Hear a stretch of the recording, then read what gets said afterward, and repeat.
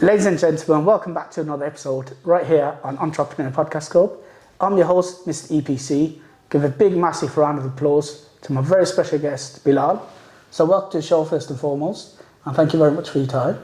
So your company, Suri Marketing, is worldwide. So what strategy did you use in order to get your company worldwide? Yeah, so we utilize a few different methods to basically onboard the clients from abroad. How we first signed up our abroad clients is very simply through Fiverr and Upwork. And we would basically get clients through there. And you know, places like America, Canada, Australia, they love working with UK companies just because of the reputation that we have. And so that's how we first got our initial abroad clients. But we mainly focus and specialize in the UK. Okay, fantastic.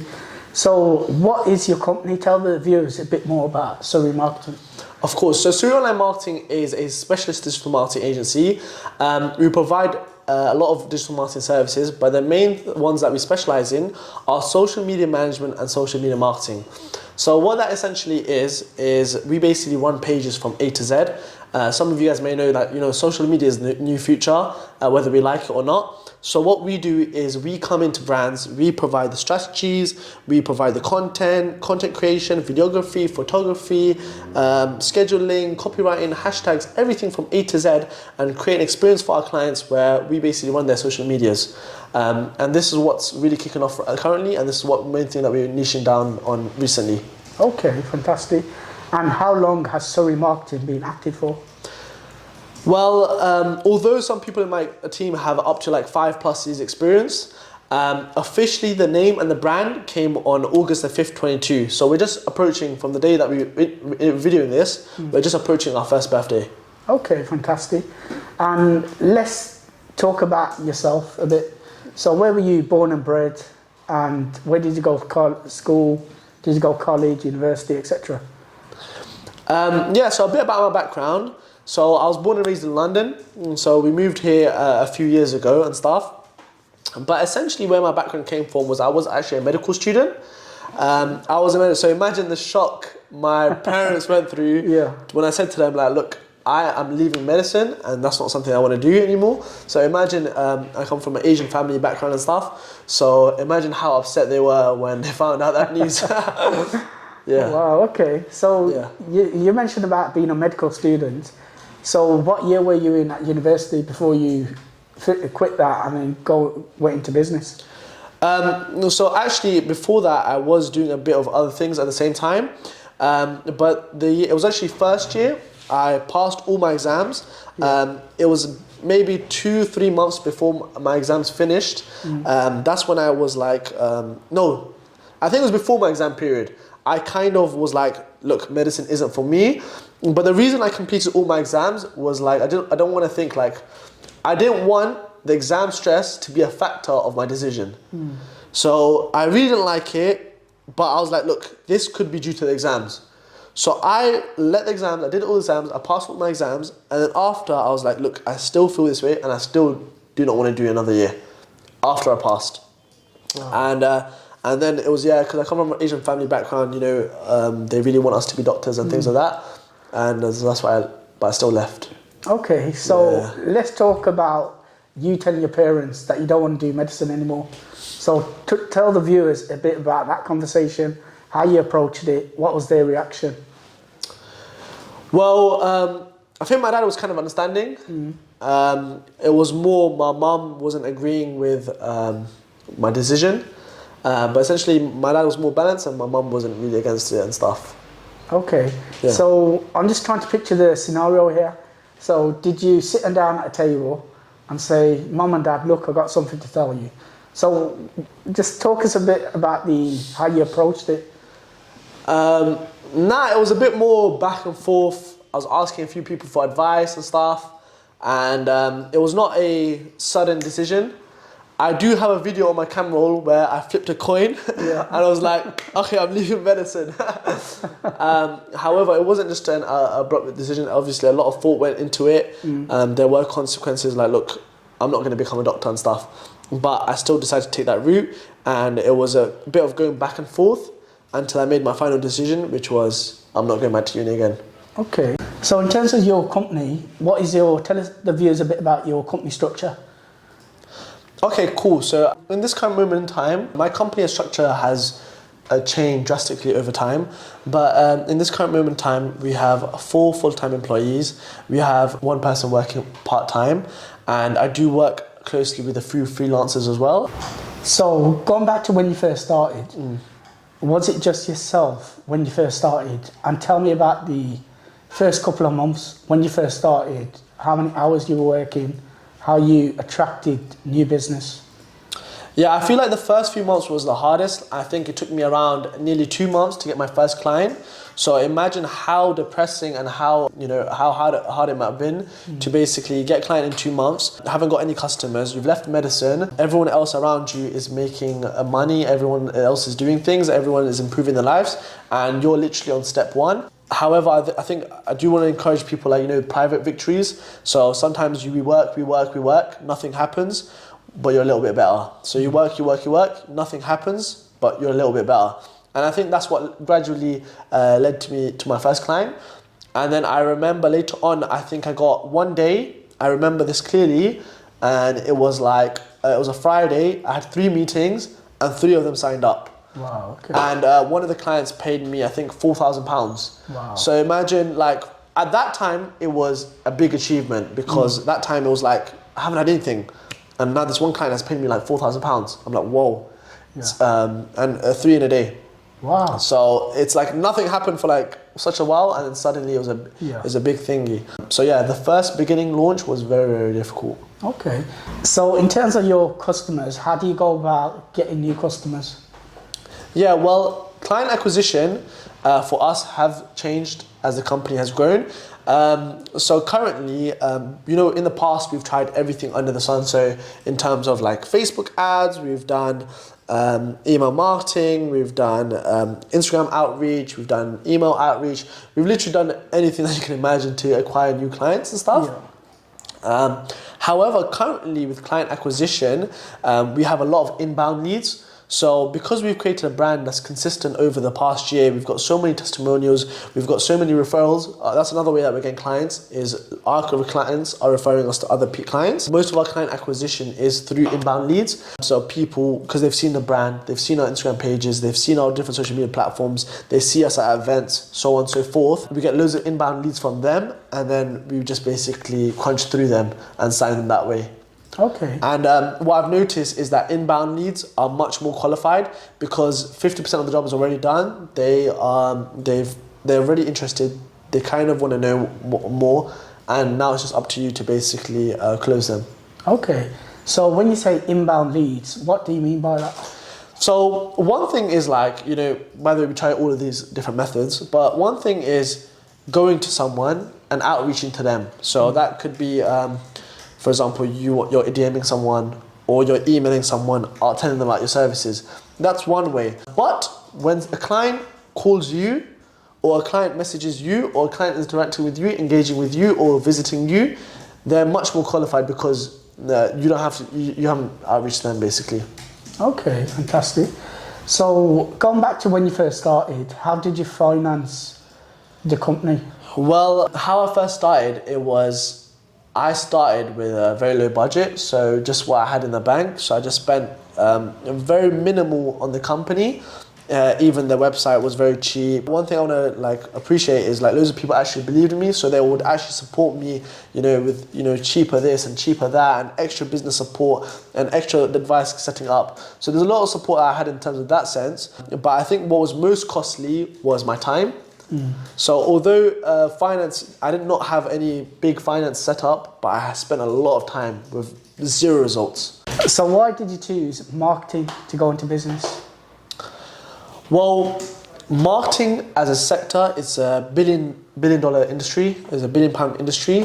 I feel like every single business owner needs marketing, and you're going to always need one sort of marketing one way or another, whether it's social media marketing, digital marketing, email marketing. And the opportunities arose around that time. I had a few business owner contacts, and loads of business owners would contact me for very small things. For example, helping with their Google page or helping with their delivery and helping managing this and help advertising this. and it was very, very small jobs. So then I was like, look, I could really monetize this. I knew a digital marketing specialist, so I would come in contact with him as well. And one thing led to another, and before I knew it, I had like a crazy team. Okay, fantastic. And before you went into marketing, what sort of research did you do around the marketing business? In terms of research, I was already, in terms of like I said before, I was already doing things with advertising and Google page management and small freelance work for a few business owners I knew.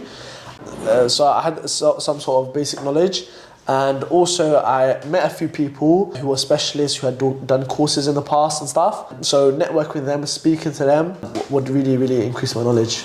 So in terms of business, there's a lot of ups and downs in business. So what is a recent up that you've experienced? Well, recent up, I think recently we've had the best. We're exponentially growing, which is a recent, very big up. Not recent, but for the last few months, we have been drastically growing.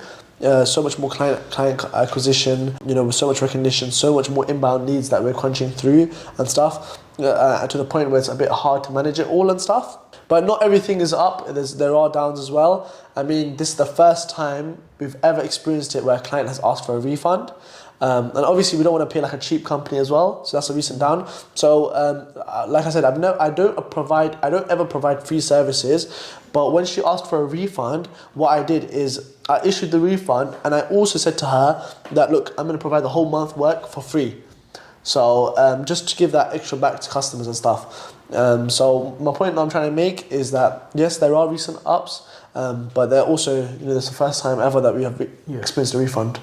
So if someone has a business, has started a business in 2023, what advice could you give them? Well, a few advice I'd give, and what I can give to you guys and learn from my mistakes, is first, prioritize speed. Like, do everything fast. Everything can be done fast. I don't care what it is, it can be done faster. So if you got a meeting, bro, say to them, I'm going to come to your meeting instead. So let's say someone goes like, look, come see me at the office on Wednesday. No, I'm going to come to you now. Like, I want you to be so quick with things, so quick with every single thing that you do. For example, one thing is websites. You're telling me a website developer is going to take 2 weeks to do your website. You can find someone much faster. I can do your website, I have no website experience. So a specialist will do it within a week or within a few days. So one thing I'll say to you guys is prioritize speed. Make sure you're getting things done. So if you say to her, look, I need a website, tomorrow I expect a website. That's the number one thing mistake that I made, is I spent so much time on making sure this was nice and that wasn't good and this felt nice. But unfortunately, I just wasted a lot of time. So what books do you read? I think reading is extremely, extremely important. However, unfortunately, I don't know if I'm being lazy. I think I say I'm busy as an excuse, but unfortunately, I don't read a lot. However, one of our colleagues, every week he has a book of the week. So all staff have to read the small book, and it's either on advertising or something to do with business or talking to customers. So every week he has a book for us to read.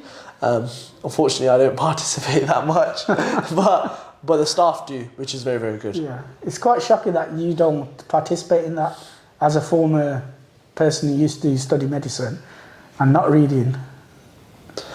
I think, to be honest, I don't know the truth, but I think I use the word, I say I'm busy as an excuse. I don't know if that's an excuse or if that's the truth, but I just say I'm busy. Okay. So currently there's a cost of living crisis at the moment. So how has that affected you as a business owner? I think with client acquisition, the way I explain it is this. There is a cost of living crisis, so people don't want to spend more money. And one barrier that we're facing with customers is that they see marketing as an expense. And what we want to do in our sales, and this is what I really try to implement in our sales team, is that we want to implement it as an investment. This is an investment. This is something that's going to help you make more money, and it should not be seen as an expense. So I think that's one way that it's affected us. How do you go about building business connections? Me as a person, as an individual, I'm a very sociable person. I love talking to people, and people interest me a lot. So, for example, one of the photographers that I've met, and I've used him for freelance work, the way I met him, I just saw him on the streets, and I just saw him with a camera. And I started asking him questions and how he got into the field and things like that. And I got close with him that way, and I started using him for freelance work. So as an individual, I love speaking to people, and another way that I build my connections is through LinkedIn. Unfortunately, I'm too busy to actually run my LinkedIn myself. Yeah. However, my staff run my LinkedIn, so we build really, really good connections with individuals. They reply to these people for me, and also they organise meetings for me as well. Okay, through fantastic. LinkedIn. So talk us through a typical day for yourself. So my typical day usually differs from staff, which are much more organised. They have a set schedule. For example, social media manager, they'll be going through the posts, they'll be speaking to clients, so on and so forth. However, with me, it's a bit differs. Usually it starts in the office. So I have a massive to-do list for the day. My day-to-day tasks are a bit different. It's usually managing staff, meetings with staff, meetings with prospects, and then usually loads of meetings with like service providers, partnerships, and new things that we're introducing into the company. Because right now we're in a position where sales deal with sales, the back end are doing the back end, so I don't have to be actively involved with the clients. It's just more of the overall management side of things. Okay, fantastic. And how do you go about keeping a work-life balance? I don't. But I think one thing I'll say is you have to love it, and I love it. That's the truth. I love what I do. There is no work-life balance. It's just continuously work. It's going from one meeting to this meeting, Zoom call with this, podcast with this, and it's continuously very, very busy. For example, sometimes at night I won't be sleeping because I just can't sleep.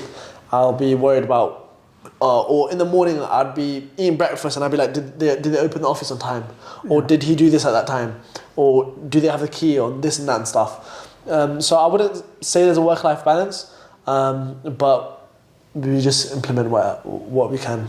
Okay, fantastic. And that is all the questions, ladies and gentlemen, for this podcast.